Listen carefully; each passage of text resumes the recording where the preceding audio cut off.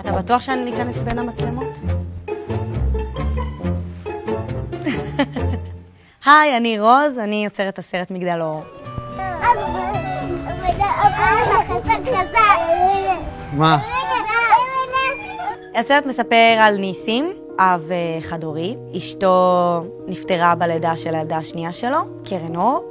ואני מראה איך הוא מגדל שתי הבנות, איך זה להיות אב חד-הורי, ובעצם איך מתמודדים עם משבר, ועושים את זה הכי טוב שאפשר. אבא היברידי כזה עכשיו, אין מה לעשות, ואז אני גם אמא שלהם ואני גם אבא שלהם עד כמה שאפשר. הכרתי את ניסים דרך איזשהו חבר משותף שלי ושלו, שלחתי לו הודעה, דיברנו, בהתחלה הוא כזה לא כל כך היה בעניין, ואחרי זה הוא אמר, את יודעת מה, שכנעת אותי.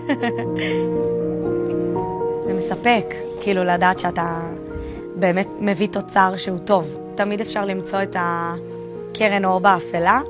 תסתכל לתוך המצלמה.